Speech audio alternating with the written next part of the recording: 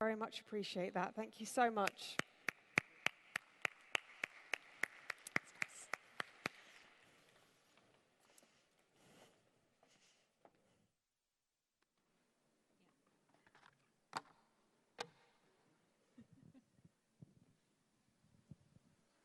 Thanks a lot for joining this panel today. We will talk about a very sensitive subject for the media industry, which is a link between the production of content and its use for monetization, business values, and so on. So I wanted to introduce this panel by some little slides we have of very recent events that has been covered to see the difference that has been going through the change and so on in the business and media industry. So this example is about Roland Garros. It's just finished. When we started Roland Garros a few years ago, it was just, okay, having 2 or 3 matches in parallel on broadcast TV. This year, Roland Garros, made by France Television, was about more than 20 matches in parallel, 100 of match, 100 of summaries, resume, with a big pressure to produce that as fast as possible, to put that on YouTube or on any website. Can you give me? Thank you. Another one was the same kind of media, but around the news, about the Notre Dame burning. We made a study on this one around the media that were covering this event, and what was really telling, what was the biggest number of views, engagement, and so on, was coming to media that were able to publish this as fast as possible on as many platforms as possible. So again, a big pressure to produce a lot, only quantity, as fast as possible, to get the maximum return possible on this kind of events. So we will debate now about okay, this kind of approach versus perhaps the next way of doing and tackling this kind of problem in the industry. So first with Isabelle. So I would like to know what it is to be a senior editor in LinkedIn. It's not a media, but you are producing a lot of content. So it's you. Yes, thank you. So I've been an editor at LinkedIn for the past 7 years, and I still get that question quite a bit, which is, you know, what the heck does a journalist do in a tech platform at LinkedIn? And so our mission is up here, which is lofty, provide professionals with the news and views they need to talk about things that matter, which really means we are in a business of engaging the community of members on LinkedIn, giving them value every day through engaging them in smart professional conversations that are going to help them in their professional lives, and, you know, from a business perspective, you know, make them want to return to the site every day by providing that value. Our editorial line is that we help you be ready for the future of work, which really means that it is very much centered on the community and how what we do can help all of our members succeed. Our editorial team, when I joined, I was like the 3rd editor on the team. We have grown quite a bit, and it used to be English only. We are now in all these locations around the world. So in green is where we currently are. You have in yellowish the places that we're serving remotely, and in the gray are the places that we're about to open and we're hiring, by the way. So our mission is really to engage members in, so soon, 16 countries and 10 languages. And we do that by creating, curating, and cultivating content on the platform. So creating is pretty straightforward. We're interviewing, we're reporting, we're writing columns, doing videos, etc. Curating, so obviously mainly a user-generated platform, and trying to surface the best things that are happening on the platform, and cultivating, which is really about encouraging people to use the platform, educating them about how to use the platform, and reaching all these new audiences that are not yet using it. If you're wondering what exactly that looks like, here are a couple screenshots. I'm told there's a laser on this thing. So essentially, we do the Daily Rundown. This is the Mexican edition. So essentially, it's a business news digest that is distributed through the app to tens of millions of people every day in 12 different editions. This is one of our top stories. So here's the mobile version, and here you have all of them in the UK. So it's sort of the top news of the day. The blurb at the top here is written by our editors, citing a bunch of different outlets, which we link to. And then you have the conversations that are happening on the platform. So we're surfacing the best posts from LinkedIn members, from journalists on the platform, from experts on these particular topics, so that they really are leading the conversation. We are not, we're just helping it along. And so those are the main products that we have. And here you have one of the interviews that we produce in our own studio, and we produce more and more of those. So that's the gist of what we do. And Hannah, if you want to take it away. Hi, everyone. Thanks to Gen Summit for having me on this panel. Thanks as well. So what is Vogue International? I'll probably just start by explaining, where it is that I'm working. So Vogue, obviously the most authoritative voice in fashion. And amplifying the Vogue voice is what we're doing through a central hub team based in the London office called Vogue International. So you can see on the slide here, we have a huge global reach, and when you connect, 26 Vogues globally, then it really opens up a lot of opportunity from what you can do together. We have a global monthly audience of 56 million readers and viewers, 1.3 million on WeChat, 6.6 million actually on Snapchat across 3 Discover platforms in the UK, for France, and also for Spanish-speaking audiences. And my favorite, obviously, 25 million global audience on Instagram. We have a group of leading editors, journalists, photographers, strategists, experts in their field working out of our London office who speak multiple languages. And so really that's at the core of what Vogue International is trying to do in terms of future-proofing Vogue for the next 10, 15 years to come. And what I'm working on as head of social strategy is thinking, okay, how can 25 Vogues that I actually work with, because the US has their own social team, how can Vogue actually connect with our readers where they are, which is often using different social, mobile, vertical video platforms. One of the first things I did was speak to our editors about kind of what it is that they were having troubles with and how they wanted to connect with their audiences. And also, having come just from Instagram, one of the last features that I helped launch at Instagram was Instagram Stories. And I knew that this was going to be a fantastic feature for Vogue to get on board with and start engaging with their audience. So I'm just going to show you an example of some of the type of content that we're making on the team, but we're also actually working with our Vogue editors to set strategy and build some consistency around across the 24 and 25, Vogue platforms all over the world, and that requires a lot of kind of insight and knowledge sharing as well as the content creation. But let me show you this video. It'll give you an idea from the last, one of the previous fashion months actually, some of the Instagram stories that we were creating that we could actually share across all of our Vogue accounts, and that helped build our brand on a platform like Instagram Stories to really make sure that we differentiate from what else was there. So here we go.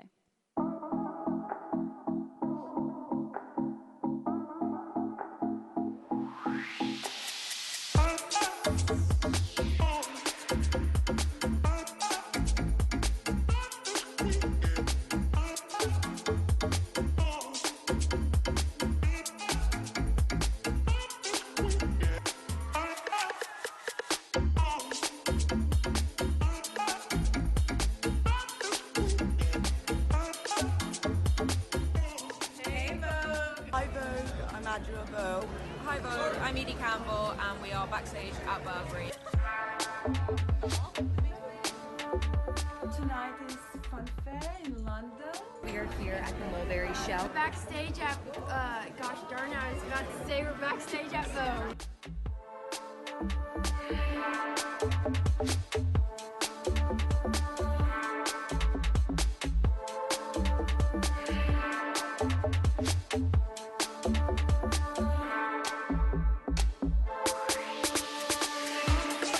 Ready for the show.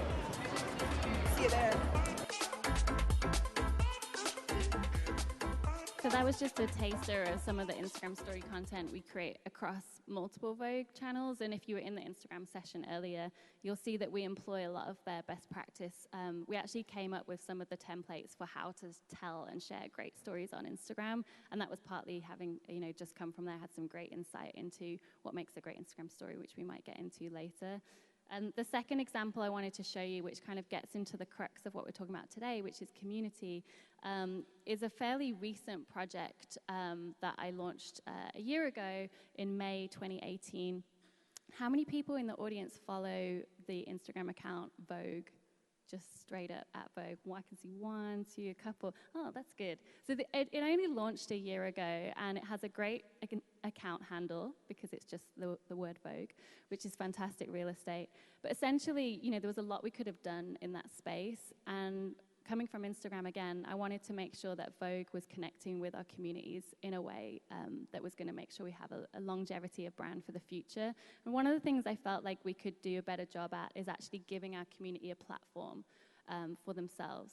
And I think this is a really great way to make sure that your community is represented. It means that also a company like Vogue can tap into conversations that young people care about: diversity, inclusion, gender fluidity, sustainability in fashion. There's so many conversations happening on Instagram that through our kind of flagship accounts that we had already, we just weren't doing a great job of connecting with them on.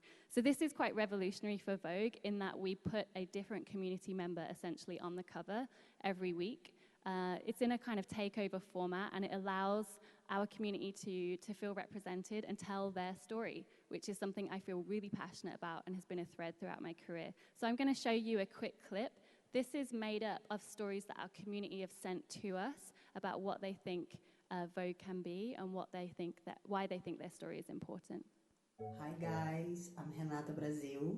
Oi galera, eu sou a Camila de Alexandre. And we are beauty artists in São Paulo, Brazil. Dear Vogue, I'm Nico Wu, a freelance photographer based in Tokyo, Japan.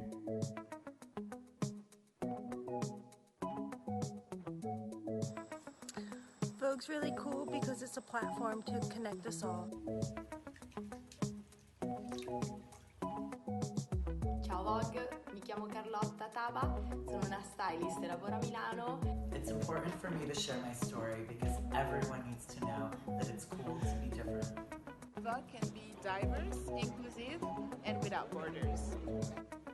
Vogue can be the change. Vogue can lift up all of the beauty and talent of fashion industry outsiders and put them on the cover. The conversation of how cultures and traditions from around the world are huge sources of inspiration for creativity, and I think sharing our culture only helps break lines and borders between us. I hope Vogue supports even more young and new artists, women, lesbians, queer people like me in the future, showing always diversity. Thank you so much. So you can tell I love this account, partly because I've got to know the stories of some of our community members over the last year. We featured 62 different community members. The account has proven in the data that this is really important and works. We've grown to 400K in the first year on our follow account, and we have the highest engagement of all the Vogue accounts that we have across our global suite of accounts. For me, this is just a great way to share with you how I think any news and media organization can connect with their community is actually just spending time getting to know them and actually give them a platform to tell their story. And particularly with this account, I think for young people, it helps them understand what it means to be young in a rapidly changing world. So that's my intro. Thank you. Thank you. And one of the questions that is coming, you talk about the community and so on, but you have also very great content. So what is your secret sauce? How do you do to make this kind of content around the clock, all the time, repeatedly, and in volume at Vogue? Yeah, there's obviously a lot of pressure on all media companies from platforms to create bespoke native content you know, for Instagram, for Facebook, for Snapchat. Really, the DNA of the platforms warrants actually thinking carefully about the kind of content that you put there. And I think in the last couple of years, most journalists would understand that simply reposting content is not a great strategy. At the same time, there has to be a balance between how much resource you have to actually create a lot of bespoke new content. So you can see from the Instagram stories that I was sharing, you know, that requires, I mean, it's actually pretty minimal on the resource. It's usually just 1 or 2 people going backstage, shooting video on iPhone, cut and editing the video as you are there backstage, and then sending it back to someone in London to disperse to all the Vogue teams. But there are other stories where maybe we are creating high production value video that's not, in my mind, going to work particularly well in Instagram stories, but it could work, for example, on IGTV or on Snapchat, Discover platform. And so there are some cases where we create what we call a 360 story. So if one of our features editors, for example, is going out and interviewing someone, we might be able to send along one of the social team or, in fact, train the features editor to shoot some video that we could use. And then, you know, hopefully we would be able to tell that story on multiple platforms, which I have just one slide to show you what that would look like. So here's just an example from the Royal Opera House in London, where there were some Airdem costumes on one of the more recent ballet productions, and we went and covered this story predominantly as a feature for web, but as you can see, we also, in fact, I went and shot this really simple on iPhone. We did an interview with a choreographer, and it works really well on vertical video. Any ballet and dance really does, as you can see. But yeah, this is an example of like where pretty low lift, low resource to make sure that this was a really beautiful story. And it kind of taps into what we're going to talk about in terms of quality versus quantity, where I would probably argue that it makes more sense to spend time to do a story well on multiple platforms than it does to just be creating a lot of snackable social content that is given little thought or planning. LinkedIn is super different in this regard. For the quantity of content, millions of people are using your platform. You have a ton of stuff. So how do you deal with that? Yeah, so obviously it's, you know, editors do create, but I would say it's like the 0.01% kind of cream on top, but most of our content is user-generated. And so the editor's challenge then is more to surface the quality out of the quantity than to try to create more. But that said, like, we operate in a lot of different markets, and so it's completely different based on where we are. I've worked the past 6 years on our international expansion outside the US. Now, if you're looking at English language content, like, we have more than we know what to do with, and so it's a matter of filtering and sort of surfacing the best stuff. Now, if you go to Japan, we're pretty much a startup. We're so small compared to the size of the market. And, you know, people aren't used to thinking about LinkedIn as a place to be sharing their professional insights. So in Japan, the work is a lot more like even one-on-one, you know, conversations with members to get them to sort of change their mindset about what the site is for, what they can do on it. So it really depends kind of where you are on that curve. When you're at the top of the curve, quantity is not a problem anymore because the community is doing that for you. So it's really an evolution. And you had, in the discussion we had before, you had a very interesting comment about, okay, quantity equal views, this is true, but it's not bringing any value because, okay, it's the same audience.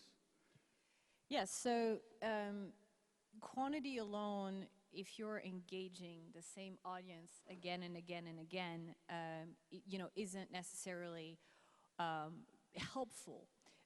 You know, and it might give you, depending on your business model, it might give you, you know, the view-based revenue in the beginning. But I think if you're trying to build a brand that people are loyal to, they have to recognize themselves in it. And so for me, the big challenge in quantity is to actually have enough of the kinds of content that each of the communities want and need. And when you're a platform of 600+ million people, you know, it's hard to have a one-size-fits-all. And so, you know, again, for the Japanese members, you know, we need to have that content in Japanese, but then even in English, well, one of our big focuses at the moment is what we call beyond professionals. So, you know, we're now engaging Uber drivers.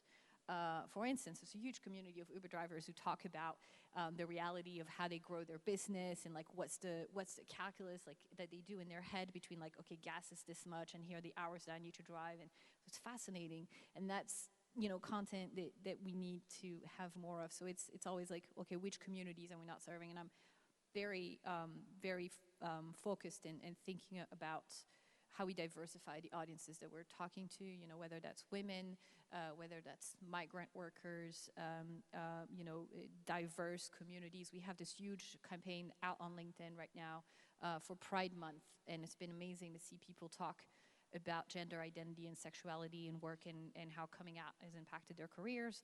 Those are conversations you may not have had on LinkedIn a couple years ago, and so it's just opening the doors to all these communities that did not necessarily feel like they belonged on the platform before, and now hopefully that is changing.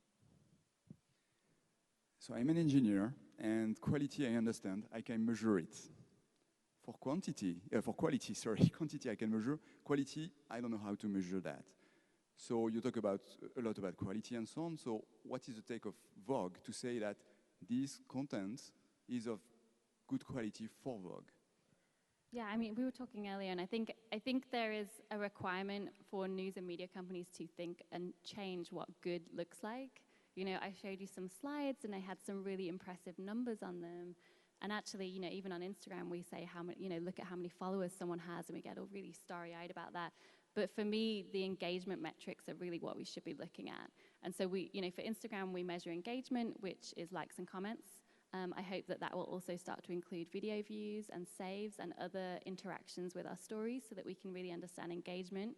We also, for Instagram stories, we measure how many people are watching from the first clip all the way to the last clip. So often our Instagram stories, if you don't use that part of the platform that much, it's at the top, at the horizontal tray where you can tell ephemeral vertical video content.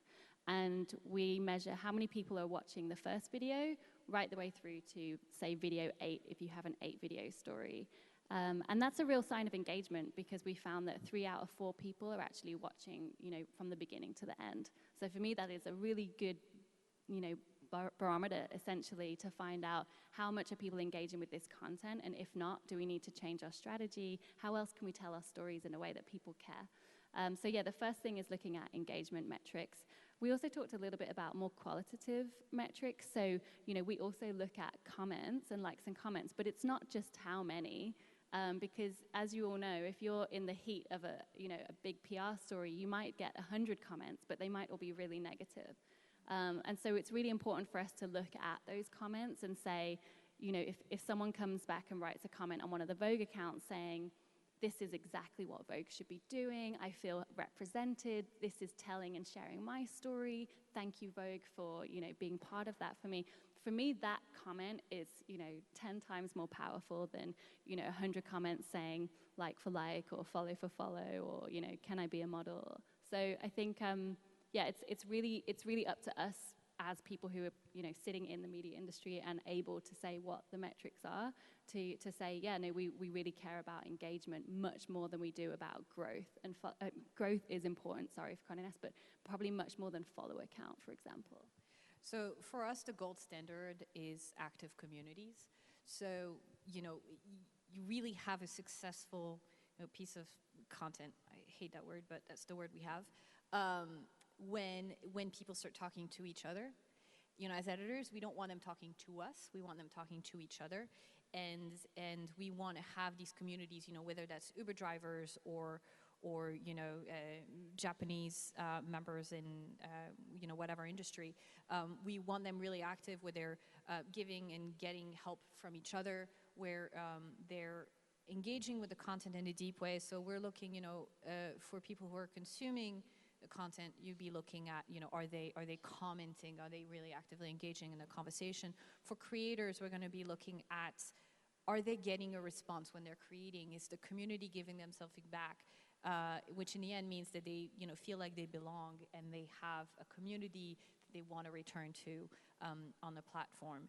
That's really important, and ideally, you know, you get to a point where you know, as an editor are kind of stepping aside and the community is doing its own thing. And also, we're very much looking qualitatively. So, you know, our internal team reports, there's always at the end like a why we love our members section, and it's a particularly high quality conversation that just like blew our minds. Or, you know, it's beautiful when you built a product with a particular idea in mind and you didn't necessarily articulate it externally, and then someone writes a comment that's like, oh, this thing is doing, and then insert exactly our strategy there for me, and you're like, oh wow, well, we really nailed that one. That is really powerful. We also have like a keeping us honest section where we have the more negative comments, but it's really just about listening qualitatively to what people are telling you, and there's no substitute for that.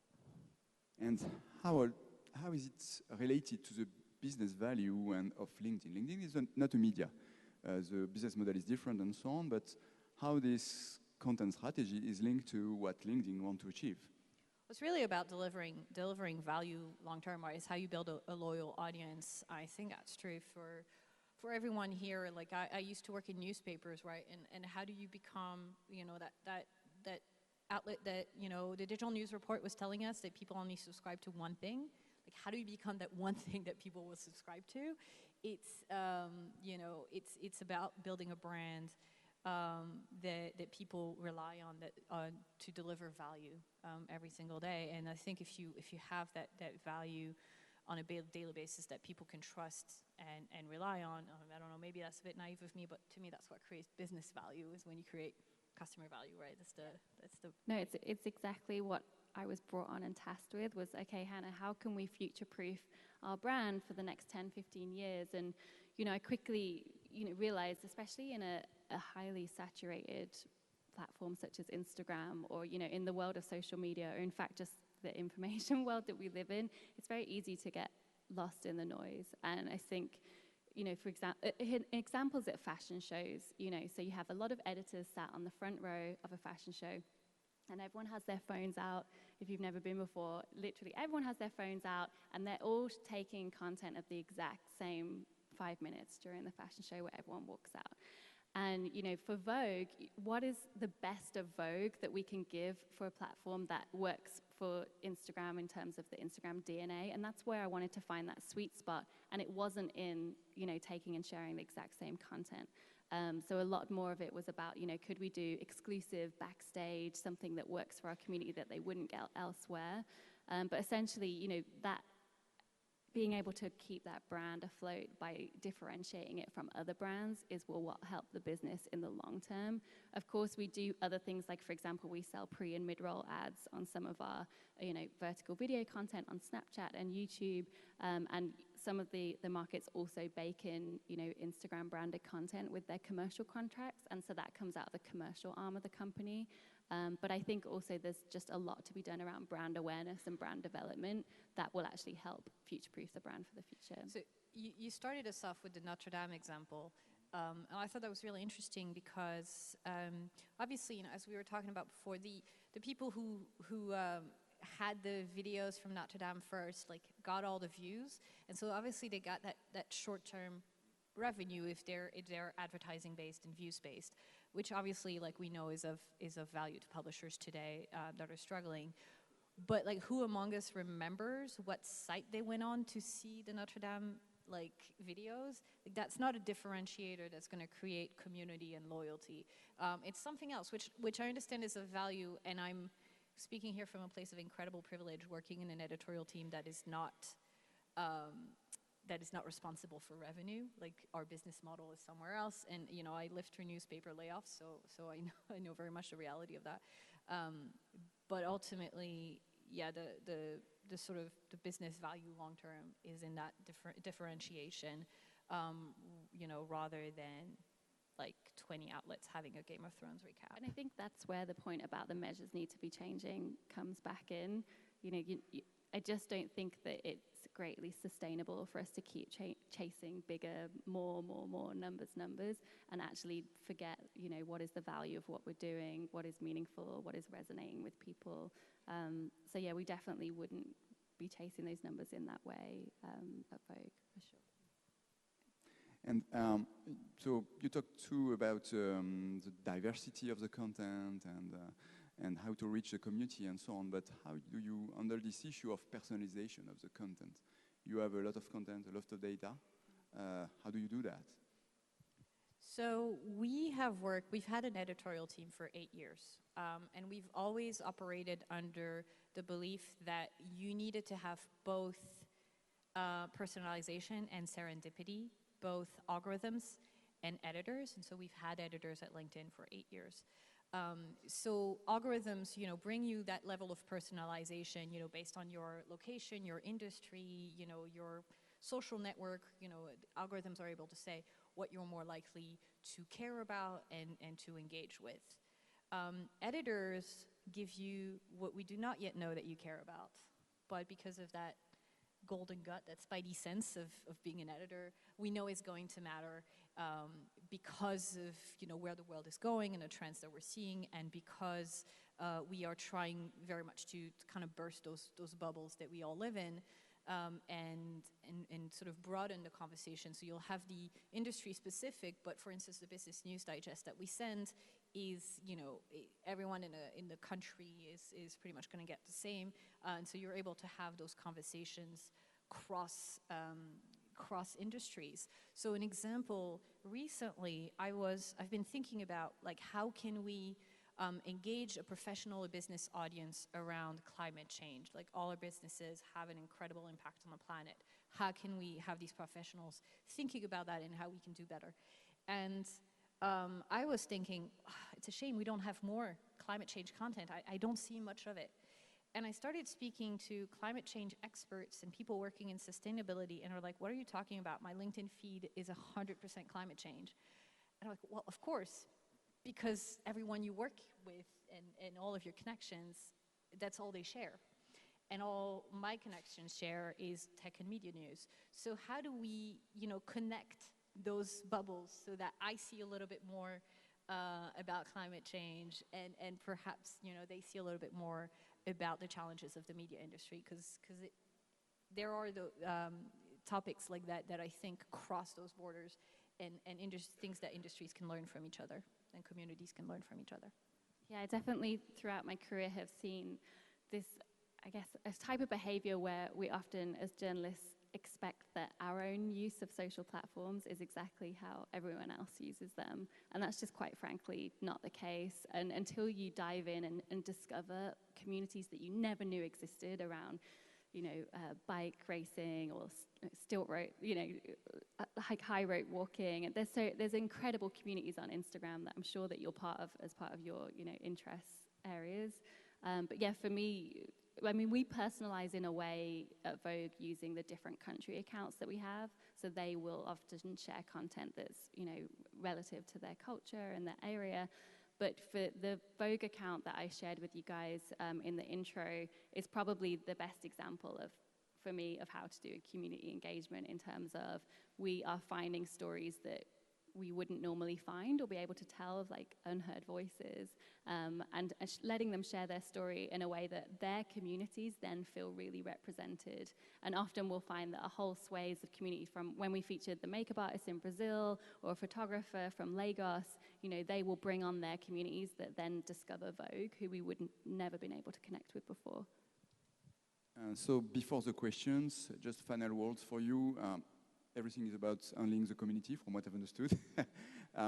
So any advice, principles you want to share before going to the questions?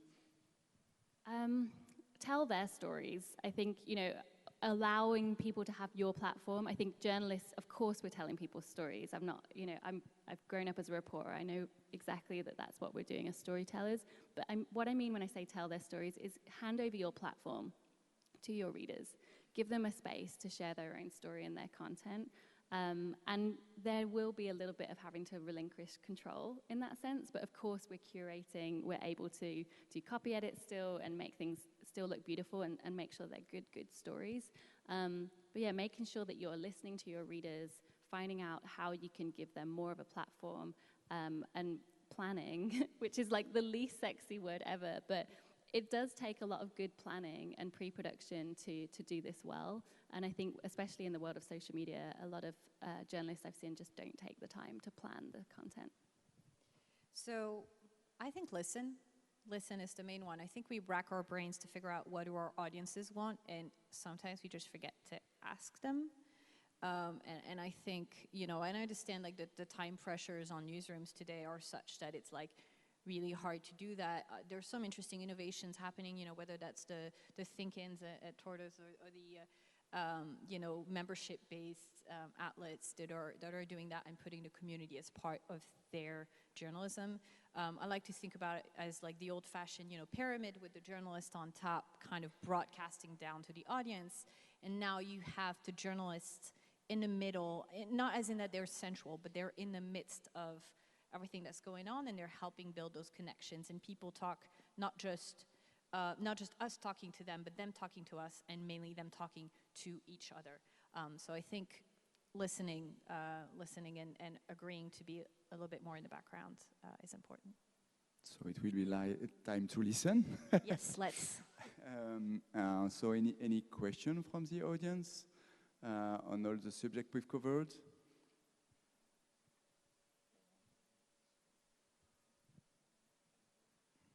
It's really hard to see you.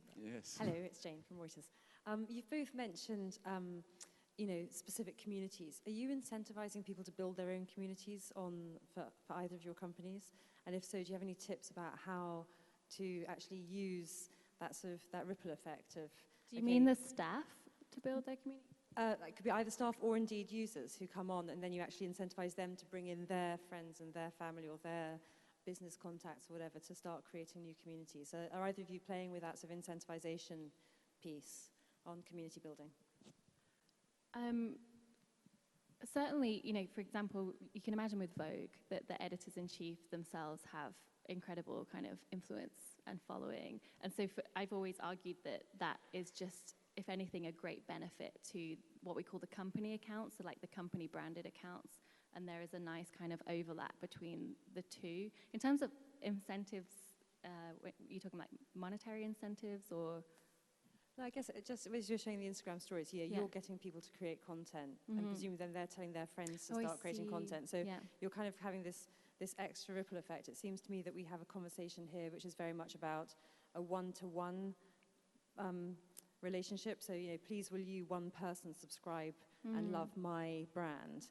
It sounds to me like from what you were doing there, and also from what Isabella was saying about the Uber drivers, whatever, that you're actually getting the users to create their own communities that then relate to your brand. So it becomes a one-to-many. Exactly. That seems like an interesting potential new that's new exactly direction.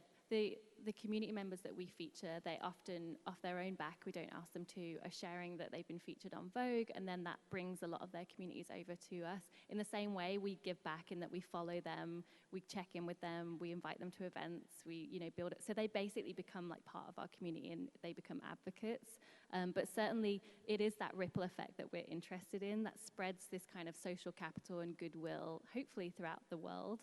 And that is the long-term strategy, really, is like how can we preserve that and make sure that basically Vogue is at the center of that network and has connected people. And honestly, when you've connected people together and they've built friendships and potentially marriages and what else ever, then you're done for life. You can tap out then. So yeah, I mean, obviously because we're a social platform, right? It's all based on the network effect, right? So if you create something on LinkedIn, your network is going to see it. And then if it's sort of elevated by editors, you're going to be able to broaden and to reach a bigger audience. And we know that people really appreciate that, when they get that notification, like you've been featured by the editors of LinkedIn, like people really take pride in that.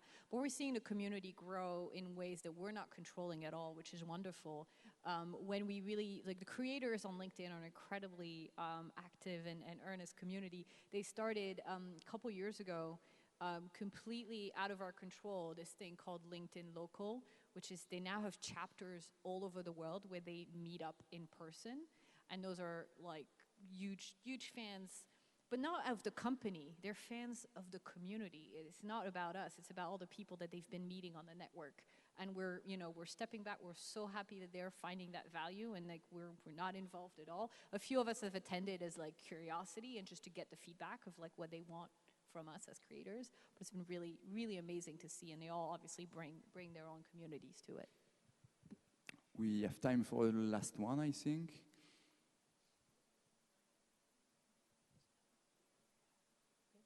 No more burning question. Anything you've always wanted to ask a LinkedIn or a previous Instagram employee? There's one there. In front, yes. My question is for Hannah. So because on Instagram, it's such an ephemeral platform and the stories disappear so quickly, if you're a content creator that's trying to tell a story that you want the audience to pay more attention to and give more time to specifically, how do you bridge the gap between, say, the sort of audience that's more interested in having a print publication and someone who's more interested in reading a website? And so how do you use Instagram as such an ephemeral medium where it's a very, very small attention span to tell those sort of stories that require more time and more attention? The first thing is that we recognize that our audience isn't just a single entity. So there's no just one audience that potentially consumes media on the magazine, the website, Instagram, and Snapchat. What we see is that there's multiple niche communities. So you might engage with Vogue on Instagram and not anywhere else. But that doesn't necessarily mean that we're going to give all of that long-form content, because it doesn't make sense, essentially, for Instagram or Snap. What we have experimented with, though, which is quite interesting, to kind of try and break away from that ephemerality a little bit, is this Vogue account actually tells one story over 1 week, which is a slightly slower way to share a story, but it actually is slightly more native to Instagram. If you think that you would normally follow someone, you would get to know them over time. So as a news media organization, I guess the challenge is, how do you tell stories that are native and make sense for that platform? But it doesn't necessarily always have to be in the way that we think. I think we always think snackable, ephemeral, just throw it away content. We also, for example, with the Vogue community, we're making a little zine out of all of the features that we've done, and we're going to have a community event in the next month. So there is like some overlap with some of the other platforms, but it's also just trying to think a little bit differently about how we share content there, and when we build that community, what else could we do? Does that answer your question at all? Yes, I have a follow-up supplementary question for you. Go for it. I'm amazed at your transformation from Guardian newsroom. You are now with the social media or Instagram.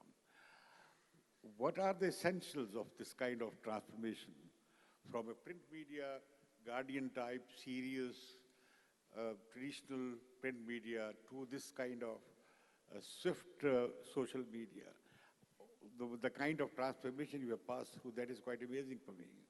The thread throughout all of the things that I've done at these companies is building community.